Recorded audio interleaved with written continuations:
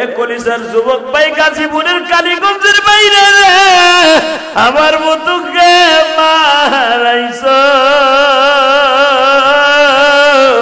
তোমার মাকে কি ৯৯টা সাপে কামড়াইতাছি গো? তোমার বাবারে ৯৯টা সাপে কামড়াইতাছি। আমার নবী বলে, আয়েশা রে, দুইটা লোক যখন কবরে নাইমা আস্তে করে শোয়ানো হয়, আস্তে করে ওই লোকটা লাশের কাপড়ের ভিতর থেকে বলে, অন্তত আমার এই ভাইয়ের বেটা ভাতিজা আমার ছেলে দুইটা সাথে এক রাত থাকবে, আমার আর কোনো টেনশন নাই। আরে যখন এই দুইজন উঠে আসে একা একা কবরে চিৎকার মারে আর বলে, আল্লাহ কেমনে থাকবা এই ঘরে পড়িয়া, বন্ধু বান্ধব কেউ তো সাথে গেল। ও বাজার,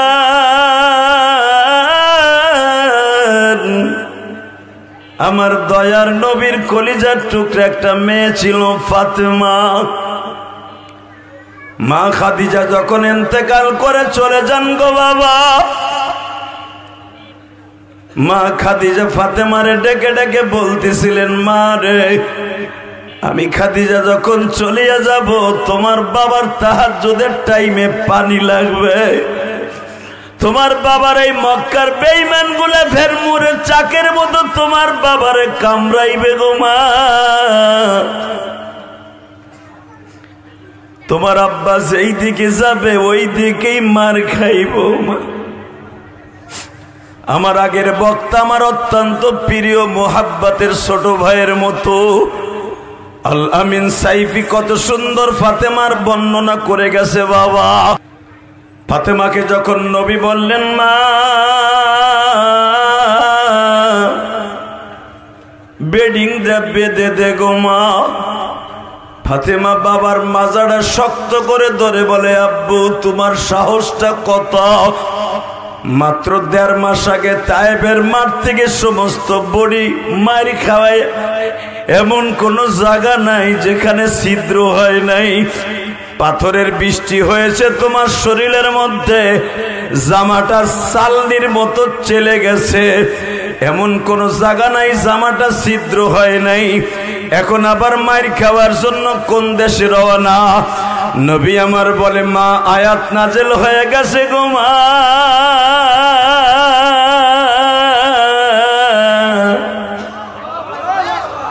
আর মদিনায় থাকা মক্কায় থাকা যাবে না। বাজান, 1টা মাস আগে এই যে আমার মাথায় যে চুল দেখতেছেন বাবা, গত মাসের 3 তারিখ আমি গুনাহগার বাংলাদেশে আসছি উমরা করে, 6টা দেশ সফর করে এরপরে উমরা করে আসছি বাবা। Malaysia, Singapore, Indonesia, Thailand, Dubai, এরপরে হলো বাবা সৌদি আরব। পৃথিবীর যে প্রান্তে আল্লাহ পাক আমাকে নিয়েছেন আমি দেখেছি বাবা, সবচাইতে উম্মতে মুহাম্মাদির জন্য কষ্টের জায়গা হলো বাবা মক্কা মদিনা। যেরকম মক্কা মদিনায় গুনাহ মাফ করার জায়গা, এই মক্কা মদিনার মধ্যেই বাবা সবচাইতে কষ্টের জায়গা। আমি দেখবো কার চোখে 2 ফোঁটা পানি জমা যায় গো বাজান। আমি জানি এই ময়দানের মধ্যে কার যেন জনম দুঃখিনী মা,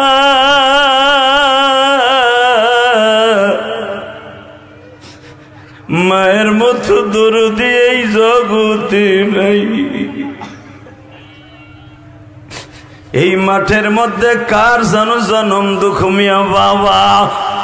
বাবা যখন বেঁচে ছিল বাবা, তখন আপনার আমার বাবার কাছে পয়সা ছিল না, কিন্তু বাবা মা বেঁচে ছিল। আজকে তুমি কোটি কোটি টাকার মালিক, ওই দুঃখিনী বাবা মা আজকে দুনিয়ায় নাই। বাজান এবার দিলটা নরম করে আমার মাওলার একটু আসমানের দিকে তাকাইয়া ডাক দিবেন। নবীর মাতার দাম যখন 250 কোটি টাকা, নবী আমার শুনে ফেলেছে, নবী আমার শুনে ফেলেছে। আমাকে টেন্ডার নিছে মারার জন্য ওবাইদুল্লাহ ইবনে কুমাইয়া। নাম কি? এই জালিমের নামটা ভালো করে মনে রাখবেন। কিয়ামতের মাঠে নবী কিন্তু এর বিচার আল্লাহর আদালতে তুলবে। ইবনে কুমাইয়া তালাশ করতেছে 250 কোটি টাকার লোভে নবী মুহাম্মদ রে কোন জায়গায় পাওয়া যায়, কোন জায়গায় পাওয়া যায়। বাজার আপনারা যারা উহুদের মাঠে গেছেন তারা জানেন আমার বিশ্ব নবী, আমার কলিজার নবী, আমার জানের নবী, আমার প্রাণের নবী, আমার জানের নবী, আমার প্রাণের নবী, আমার কলিজার নবী, আমার জানের নবী। বাজান দেবার চোখের পানি ছেড়ে দিয়ে আমার মাওলারে দেখায় দাও। আমার নবীর জন্য বেঈমানরা একটা গর্ত খনন করেছিল, এইখানে মুহাম্মদ রে মাইরা তারা চাপা মাটি দিয়ে রাখবে। বাজান ইবনে কুমাইয়া দেখলো আমার নবী ওই গর্তের কাছে বিচারণ করতেছে। ইবনে কুমাইয়া পিছনের থেকে এসে এ বাজারে এইরকম 12 হাত লম্বা একটা বড় বল্লমের আঘাত দিয়া নবীর মাথার উপরে আবশ্যরে বাড়ি মারছে।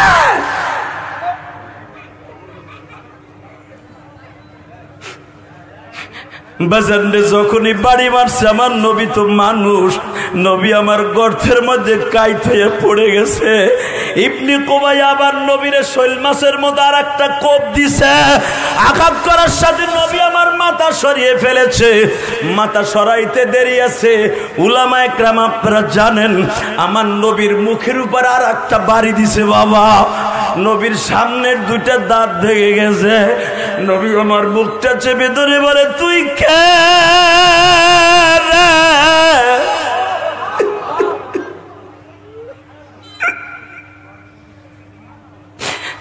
তুই কে?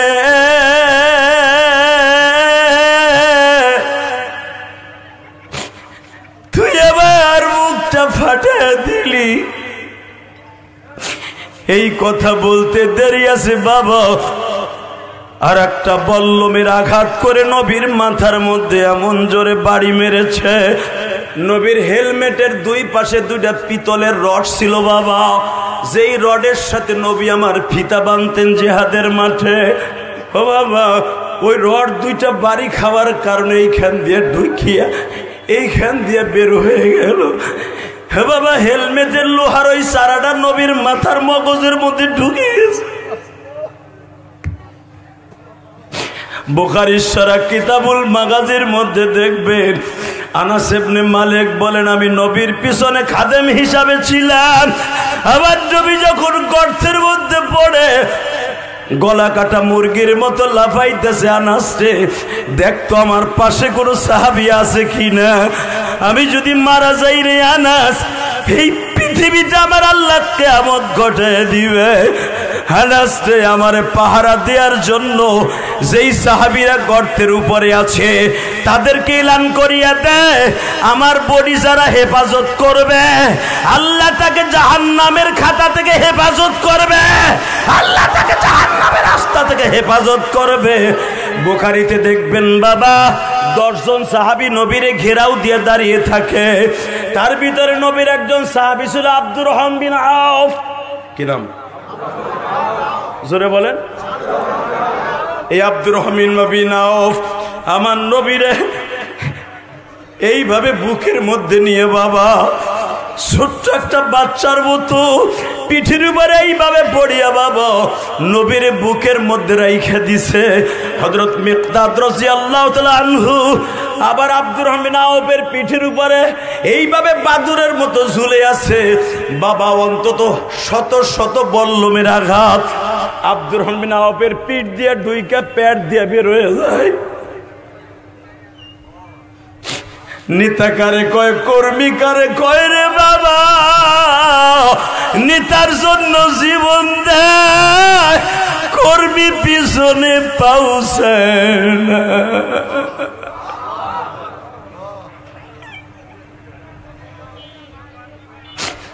বাবা আমি দেখবো কার 2 ফোঁটা পানি দিয়ে আমার মাওলারে খুশি করবা।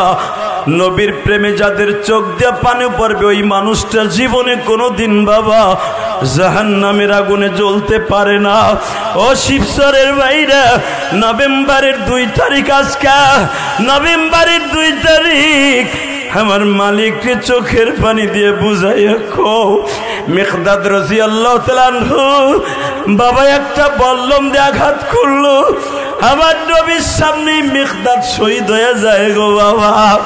আব্দুর বিন আউফ মাঝে মাঝে নবীর বডির থেকে পিঠটারে আলাদা করে ফেলে, কে জানো চোখে মুখে আওয়াজ দিয়ে বলে, সাহাবীরা রে, নবী আমার বেঁচে আছে, গর্তের মধ্যে পড়ে আছে, নবীরে বাঁচাইতে হইলে জীবন দিতে হবে, জীবন দিতে হবে, আল্লাহু আকবার জোরে বলতে হবে।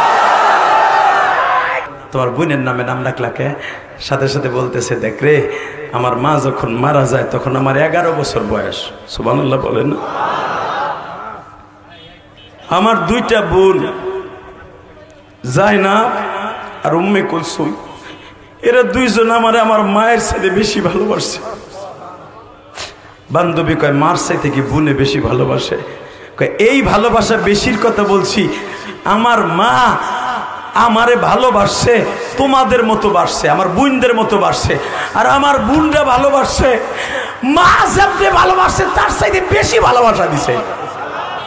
কারণ আমার মা আমাকে এরকম ভালোবাসা দিত, যখন আমার বাবার খেদমতে যাইতো আমাদের দূরে সরায় দিত। কিন্তু আমার 2টা বোন মাকে জিন্দেগিতে শ্বশুর বাড়ি যাওয়ার পরও তারা আমার পাশের থেকে সরায় নাই, আমার 24 ঘন্টা ভালোবাসার নজরে রেখেছে। দুনিয়া আমার বোনের মতো 2টা বোন আর হবে কিনা আমি জানি না, তবে একটা কথা বলে দিয়ে যাই, আমার মেয়েদের নাম ধরে যখন আমি ডাক দেই আমার কলিজার মধ্যে যে কত আনন্দ আমার মালিক সারা জানে না গো বাবা। আমি আপনাদের 2টা পাও ধরে বলে দিয়ে যাই, এই জন্য দেখবেন ফাতেমা যখন মারা যায়, ফাতেমার বড় মেয়ে জাইনাব, ও বাজার ফাতেমার মেয়ের বড় মেয়ে জাইনাব তখন মাত্র 4 বছর বয়স বাবা। মায়ের জন্য কেঁদে কেঁদে বুক বাসাইতো, আল্লাহু আকবার বলো, মায়ের জন্য কেঁদে কেঁদে বুক বাসাইতো বাবা। আমিও তো বুঝি, আমার মাও যখন মারা যায় আমার ছোট্ট ভাইটারে মাত্র 1.5 বছর রাইখা মারা যায়। আমিও বুঝি ছোট বাচ্চা রাইখা মারা গেলে কত কষ্ট।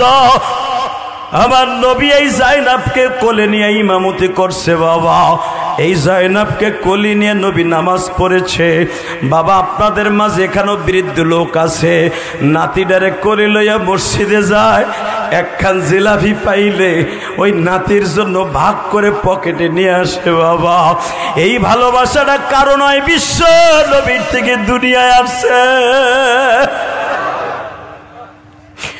বাজান আমি আপনাদের 2টা পাও ধরে বলে দিয়ে যাই, এই ফাতেমা যখন শুনতে পেরেছে আমার বাবা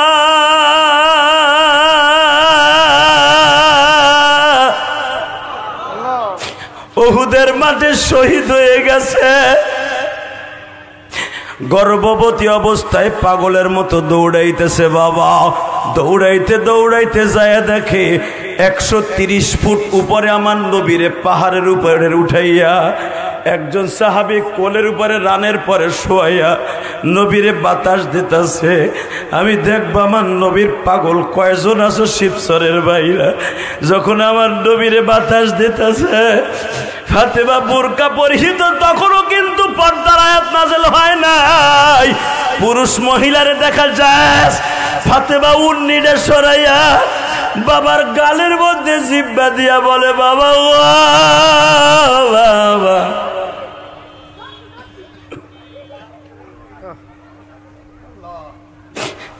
তোমার গায়ের থেকে কত পরিমাণ রক্ত ঝরছে গো বাবা। মা তোমারে কে এরকম খবরটা দিল মা? বাবা তুমি এই অবস্থায় কখন থেকে পড়ে আছো? আর উহুদের মাঠে এত লাশ কে বাবা? বাবা তোমার জামাই আলী কই? বাজান আমি দেখবো কার শরীরের মধ্যে এখন একটা ঝাঁকি মারে। চরমনার মাঠে যারা গেছো বাবা, নবীর আশেক গুলো দেখো কেমনে লাভ মারে। যদিও আমি চরমনার মুরিদ না, চরমনার মাঠে যাইয়া দেখো এই পাগল গুলা কেমনে লাফায় গো বাবা। উজানির মাঠে যাইয়া দেখো, এই যে বাহাদুরের পুর মাঠে যাইয়া দেখো গো বাবা, যখন জাহান্নামের বয়ান শুরু হয়ে যায় আল্লাহর পাগল গুলি ঘোর মতো লাফাইতে থাকে গো বাবা।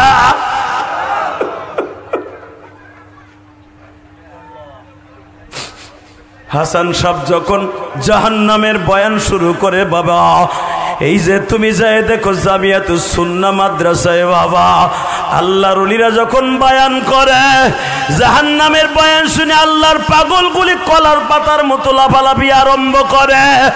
আল্লাহ তুমি তাকায় দেখো শিবচরের জমিনে এই মসজিদ মাহফিলের কর্তৃক আয়োজিত প্রধান অতিথি সভাপতির সাথে লইয়া জাকির ভাই তার কমিটির ভাইদেরকে লইয়া চোখের পানি ফেলাইয়া যারা কান্দে, এদের তুমি মাপ না করে পারবা না আল্লাহ, মাপ না করে পারবা না। বাজান রে ভালোবাসতে এইভাবে বাঁচতে হবে। মা ফাতিমা বাবার বুকের মধ্যে নিয়া বারবার ঠোঁটটা লাগায় আর বলে বাবা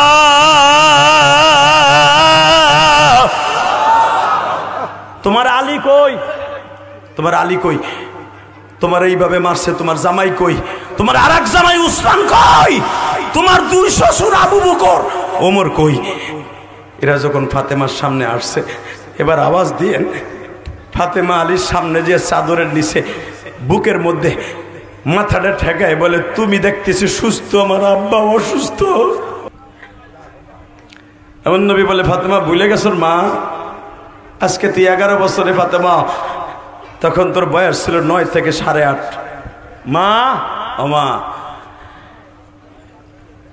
মনে করে দেখো মা, তোমার দাদা জান আমার চাচা জান আবু তালেব রাত 12টার সময় আমার ঘরে আসছিল আর বলছিল বাতিজা ঘুমায়া গেছো নি বাবা,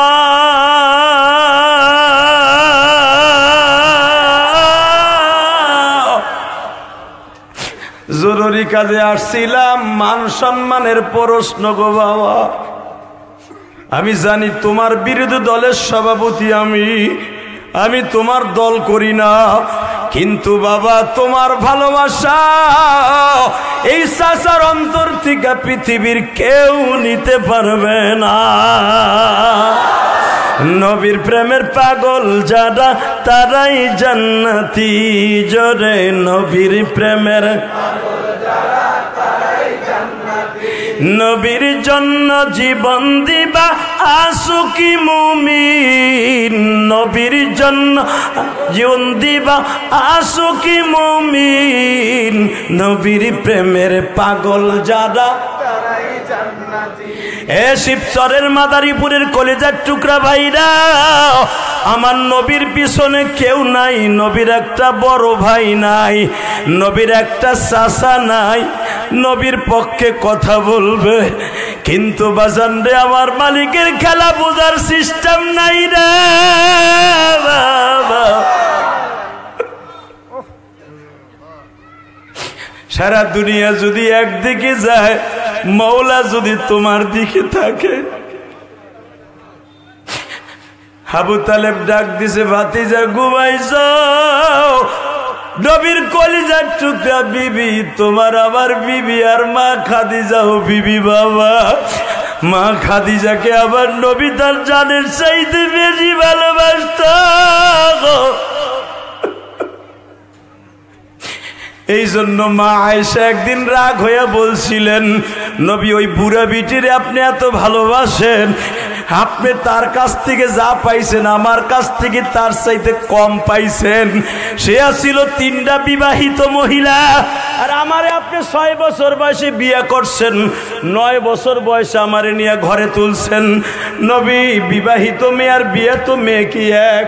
আমার নবী কাঁদে আর বলে, আয়েশা রে আয়েশা, আবার খাদিজার মতো মেয়ে কিয়ামত পর্যন্ত আল্লাহ কাউরে বানায় নাই।